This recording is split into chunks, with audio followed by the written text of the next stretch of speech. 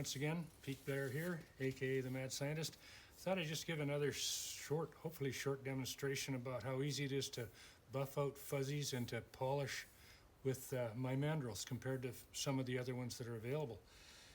On the table here I have a selection of the type I used to use back in the day before I started making them. The screws are tiny and so hard to handle for someone at least with my size hands. I started off using them with small discs of Scotch-Brite that I would punch with a hole punch. And then I'd have to fight this screw, get it through there, get it onto the mandrel. And then even at that, I would have difficulty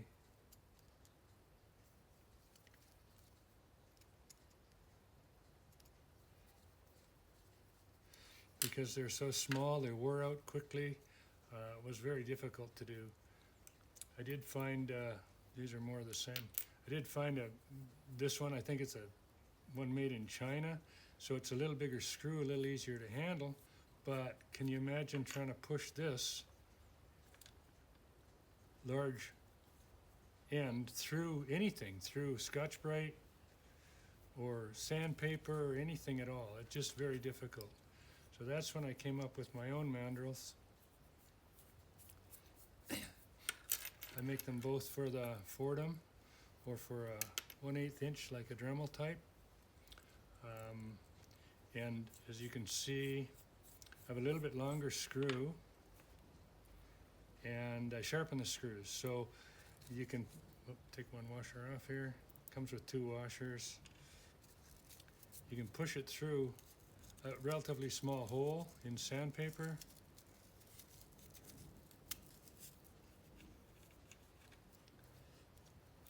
You can, incidentally, if you wish, poke the hole in the sandpaper with the mandrel that I supply. It's pointed. It doesn't work as good as an awl or something like that. So that's how easy it is to mount sandpaper. This is a cloth back sandpaper. It's a fairly good quality. When you insert the mandrel, you never put it all the way in. Leave it out just a tiny bit. As you can see, because of the reach of this one, if you're doing the same thing with this one, you'd only have a much shorter reach, and with this one, and you might even bend it. I just have to turn this on. It's on a Dremel.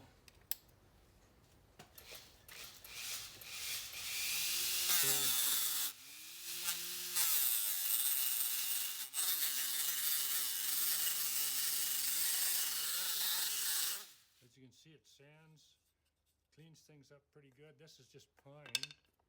Here's a piece of driftwood.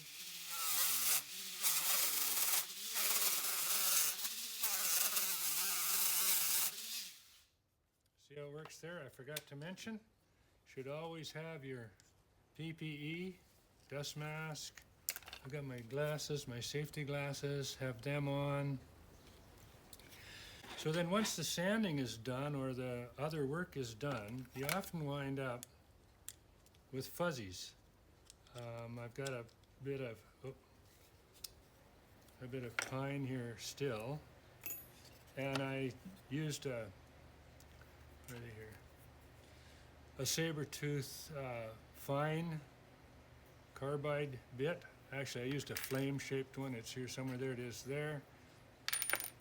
And I don't know if you can see or not, but I wind up with a lot of these fuzz marks here. Now, I could sand it with this, but it's more likely it would change and soften all these edges. If I didn't want those softened, then in the old days, I used to, as I said, I used to use one like this, and it would wear out really quick.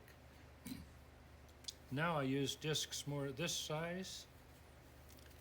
They're very easy to mount on my mandrel, wherever it is here. I've left it in there. On the table in front of me, there are a number of different buffer, a wheel, because the screw is so long, you can use this with just about any sort of a tool like that.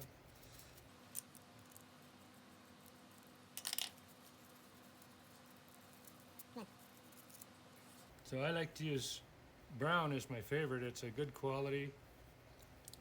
You can take and punch a hole in the center of it with the end of the mandrel, which makes it easier to get the screw in.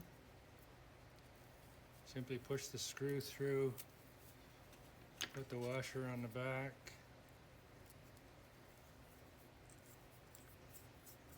Do it up like you would any other tool. I shouldn't have taken it out of the Dremel. Now you don't have to make round. I make these with a punch I made myself. It's just an old hole saw. I sharpened it so that I can hammer and make these discs this size for me. But you could use square. Square works fine. It'll work just off the corners for a while till it's rounded off. So again, when you insert it, you don't put it all the way in. Put it just about all the way in. Leave yourself a little bit in case it gets stuck.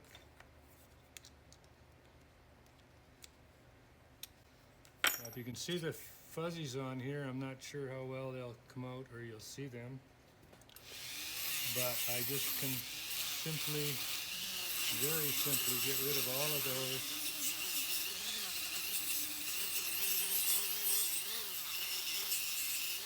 Saving so much sanding time and messing around. Now this piece also has some bandsaw marks. I cut it on my bandsaw, I ripped it on my bandsaw. And this is aggressive enough to even get rid of those if that's what you want to do. It's a little slower, of course, it's harder on that, on the Scotch-Brite, but you can get rid of it. As you can see, it'll take the soft grain out. Once again, onto the driftwood, if I just want to polish up the driftwood, get rid of that silver gray color. It'll get into nooks and crannies. I don't think there's a better sander out there, although maybe there is. If there is, you should let me know. As you can see, that took all that out. Here I've got a piece of cedar. This is an old cedar fence, and it's got quite a bit of texture. So if you wanted to just clean it up and leave the texture, but get it back to cedar looking.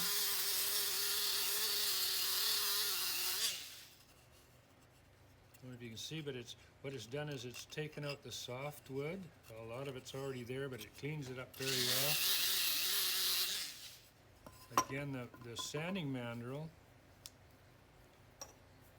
with sandpaper in the mandrel. I even sometimes use paperback. Cheaper, it won't last as long, but in a pinch, and if you don't need to do it too often, paper will work. See what it does to the cedar. It doesn't stand up. The paper doesn't stand up as well as the cloth, but it still will work.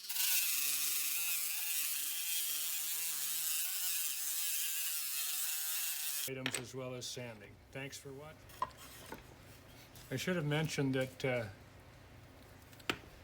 my tools especially good, my mandrels are especially good in a Fordham.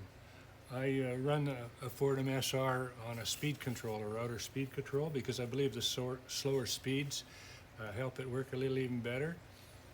There it is installed in the Fordham.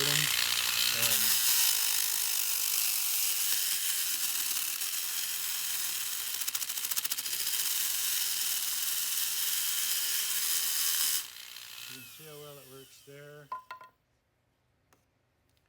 Here it is on that piece of driftwood.